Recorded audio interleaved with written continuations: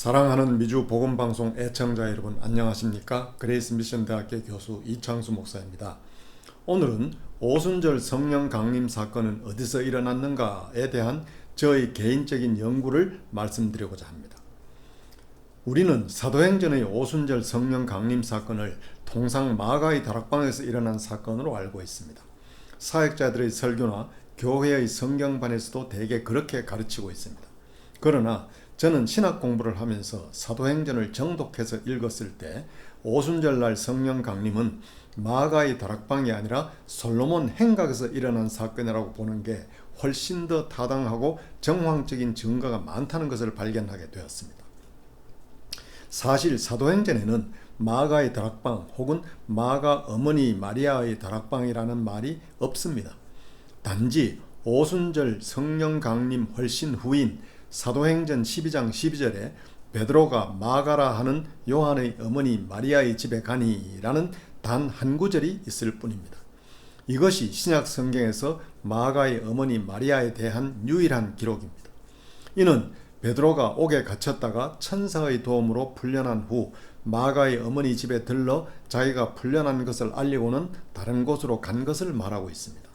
사도행전 2장의 오순절 성령 강림은 마가의 다락방에서 일어난 사건이라고 생각하는 것은 성경을 세밀한 시공간의 개념 없이 또 예수님 당시의 헤롯 성전의 구조나 다락방에 대한 자세한 개념이 없이 그저 성경의 절과 절을 이어서 또 절과 절 사이의 시간 개념이 없이 읽고 이해한 결과라고 보여집니다.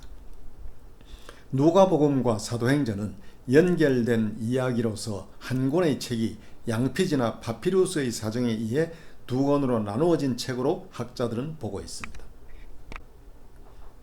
청취자 여러분, 누가복음의 제일 마지막 구절인 24장 53절에는 예수님 성천 후 제자들은 늘 성전에 머물면서 하나님을 찬양하였다라고 기록하고 있습니다.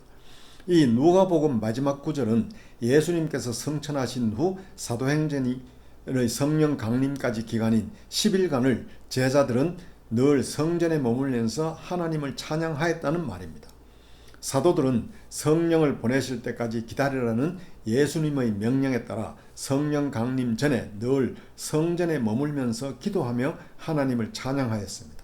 그리고 성령 강림은 예수님 십자가에 못 박히신 6월절로부터 50일째인 오순절날에 일어났습니다. 오순절날 성령 강림으로 성령 충만하게 된 베드로와 사도들의 방언으로 그날 하루에만 백성들이 집단으로 3,000명이나 세례를 받는 사건이 일어났습니다. 또 그 얼마 후에 베드로의 솔로몬 행각에서의 설교로 하루에 남자만 5,000명이 회개를 하고 믿는 사건이 일어났습니다. 성령 강림으로 인해 하루에만도 몇천 명씩 신자가 불어나는 일이 일어난 것입니다. 오순절의 성령 강림 사건으로 비로소 교회의 탄생을 가져오게 된 것입니다. 청취자 여러분, 그런데 성령 강림은 예수님 성천 후 곧 바로 일어날 수도 있고 혹은 예수님 성천 후 3일이나 7일 후에 일어날 수도 있었는데 왜 꼭 성천 후 10일 만에 오순절날에 성령 강림이 일어났을까요? 이는 오순절을 경배하기 위해 로마 제국 각처에서 온 많은 유대인들이 또 이방 개종자들이 성전을 가득 메우고 있을 때 오순절날 성령 강림으로 성령 충만한 사도들이 방언과 설교를 할 때 많은 사람들에게 동시에 주목을 받기 위해서, 그래서 대량 전도를 하기 위해서였다고 볼 수 있습니다. 실제로 사도들의 방언으로 놀란 군중들에게 성령으로 충만한 베드로와 제자들의 설교로 대량 전도가 일어나 오순절 하루에만 3,000명이나 회심하여 세례를 받는 일이 잘 말해주고 있습니다. 또 그 얼마 후 베드로의 솔로몬 행각에서의 설교로 하루에 남자만 5,000명이 믿는 역사가 일어났습니다. 유대인 남자들은 성전에서 절기를 지켜야 했기 때문에 오순절에는 성전에는 로마 제국 여러 곳으로부터 온 유대인들로 가득했던 것입니다. 이 기회를 이용하여 성령님이 강림하셨고 사도들은 오순절을 경배하기 위하여 예루살렘과 성전에 붐비듯 모여있는 백성들에게 용이하게 대량으로 복음을 전파할 수가 있었던 것입니다. 성령 강림은 예수님 승천 10일 후에 일어났습니다. 따라서 사도행전은 1장 13절과 2장 1절 사이에는 10일간이라는 시차가 존재합니다. 그리고 누가복음 마지막 절에는 예수님 승천 후 제자들은 늘 성전에 머물면서 기도하며 하나님을 찬양하였다고 기록하고 있습니다. 그런데 14절에서 이들이 기도에 전념하고 있었다는 내용은 헬라어 원어로 보면 일회적인 기도가 아니라 이들이 계속 반복적으로 기도에 전념하고 있었다는 말입니다. 이는 누가복음의 마지막 부분 늘 성전에 머물면서 하나님을 찬양하였다는 부분과 맥을 같이 하고 있습니다.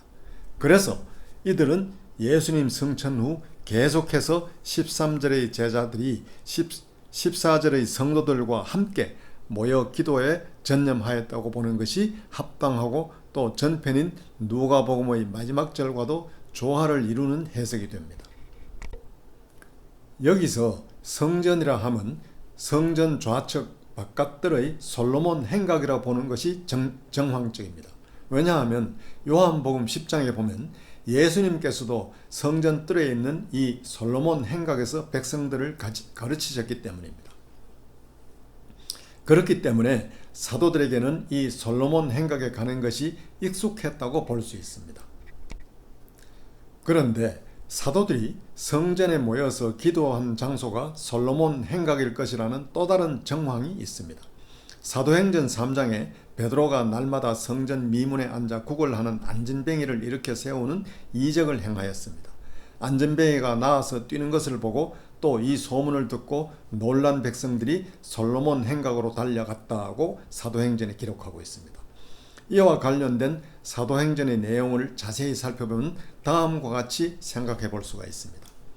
성전의 미문에서 늘 구걸하던 40살이 넘은 태어날 때부터 안진뱅이인 이 병자가 치유받아 뛰는 것을 본 백성들은 심히 놀랐으며 이 안진뱅이를 치유한 사람이 갈릴리 사람 베드로라는 소문을 들은 오순절 절기를 지키려고 성전에 와 있던 많은 백성들은 즉시 제자들이 있는 솔로몬 행각으로 달려갔다고 성경은 기록하고 있습니다.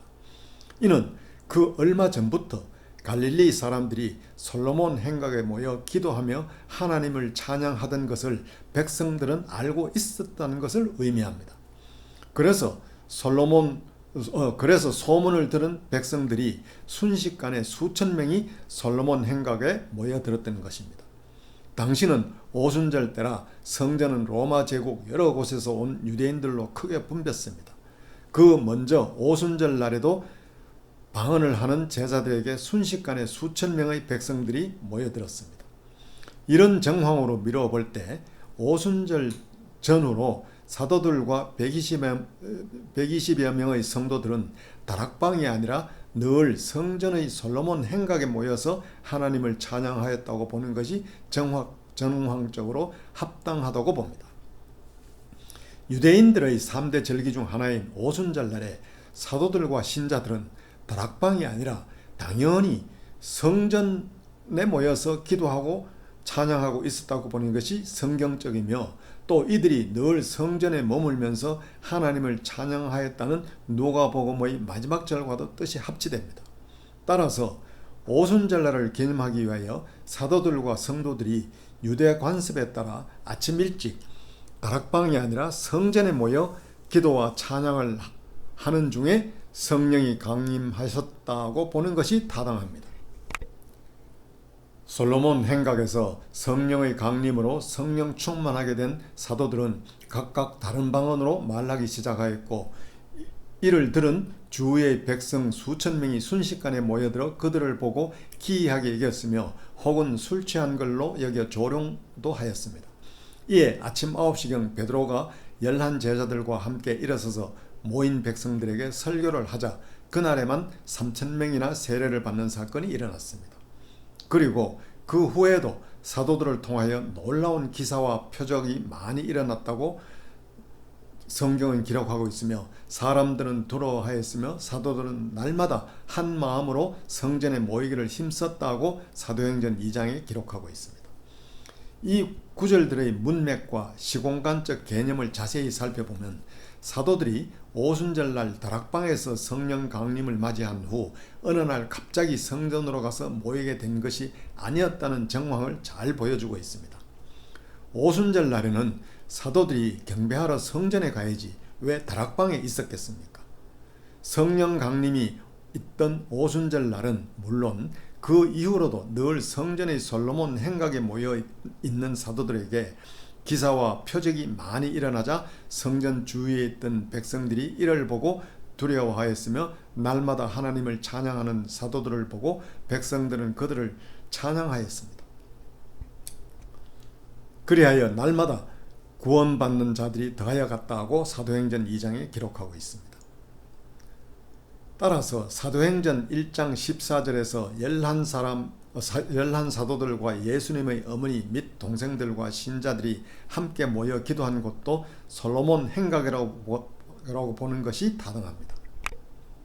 만약 이들이 오순절날 다락방에 모여 기도하는 중에 성령이 강림하여 방언을 하였다면 이렇게 순식간에 다락방 근처에 수천 명의 백성이 모이기 힘들었을 것이며 또 다락방은 베드로가 11 제자들과 함께 일어서서 설교를 하기도 힘든 구조였습니다. 그리고 예수님 당시 아무리 넉넉한 다락방이라도 100여 명의 성도들이 모여 기도하기는 다락방이 적은 공간임을 우리는 쉽게 짐작할 수가 있습니다. 더욱이 오순절 날에는 제자들은 당연히 성전에 모여 기도했다고 보는 것이 유대 관습과도 합치되고 성경적입니다. 오순절을 경배하기 위해 로마 제국 각처에 모인 백성들로 붐빈 성전이 아니었다면 그렇게 쉽게 몇천 명이 모일 수가 없었을 것이며 베드로와 사도들이 함께 일어서서 방언으로 설교를 하기도 힘들었을 것입니다. 따라서 오순절날 제자들과 성도들은 솔로몬 행각에서 기도하던 중 성령 강림을 맞이하였고 베드로와 11명의 사도들은 모여든 수천 명의 백성들에게 솔로몬 행각의 턱에 늘어서서 방언으로 설교를 하였다고 보는 것이 정황적으로 지극히 합당합니다. 사도행전 3장에서 솔로몬 행각에서의 베드로의 설교로 남자만 5천 명이나 믿게 되는 이 역사가 일어난 것도 오순절날 베드로의 설교로 3천 명이 세례를 받는 사건도 같이 맥을 함께합니다. 그리고 사도행전 5장 12절과 13절에는 다음과 같이 언급하고 있습니다. 사도들의 손을 통하여 많은 표적들과 기사들이 백성들 가운데 일어나니 그들은 모두 한마음으로 솔로몬 행각에 모여 있었다. 아무도 감히 그들과 어울리려 하지 않았으나 백성들은 그들을 칭송하였다 라고 기록되어 있습니다. 하나님께서는 아마 오순절날 성령이 강림하신 장소를 일부러 명확히 하시지 않았을 수도 있습니다. 이는 모세의 무덤이 어디 있는지 오늘날까지 아는 사람이 아무도 없는 것 같이 자칫 우리 인간이 그 장소를 너무 신성시하여 우상화가 되는 것을 하나님께서는 이미 염려하셔서 그렇게 모르게 하셨는지도 모릅니다. 그럼 청취자 여러분, 내주 이 시간에 다시 뵙겠습니다. 안녕히 계십시오.